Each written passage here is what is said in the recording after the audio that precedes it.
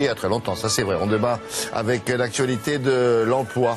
Et pas facile pour un jeune aujourd'hui, vous le savez, on en parle souvent ici même, à cette heure-ci, de trouver sa voie et la profession qui lui correspond le mieux.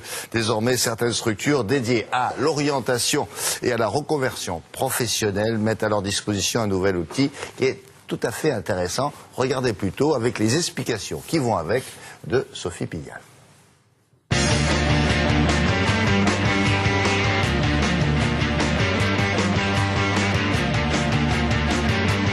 Nous sommes ici à la mission locale de la Lyre à Pantin et ici on accueille régulièrement des jeunes pour parler métier, orientation, insertion professionnelle.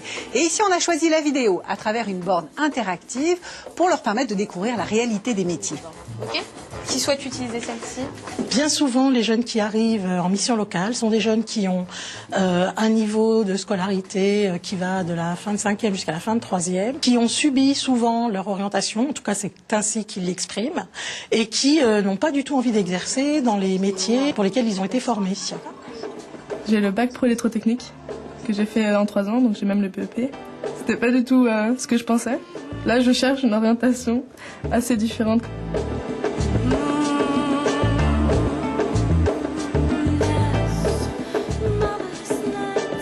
J'étais magasinier cariste, le domaine de chariot, élévateur, tout ça.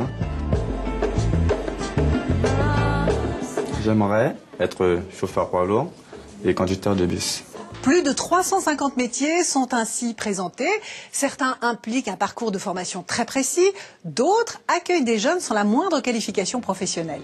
Je te laisse faire défiler les différents métiers et t'arrêter sur celui qui t'intéresse.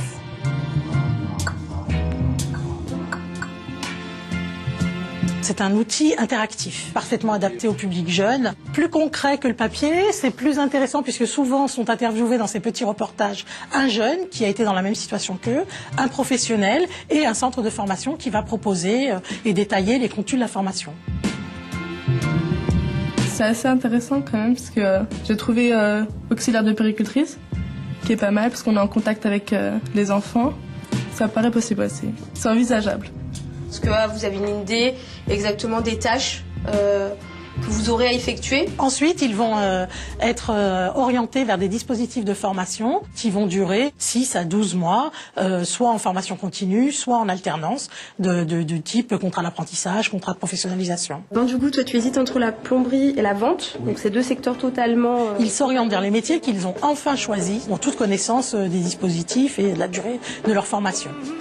Bien entendu, cet outil ne résout pas tout, mais sa force réside dans les témoignages qui présentent d'une manière extrêmement réaliste les conditions d'exercice des métiers.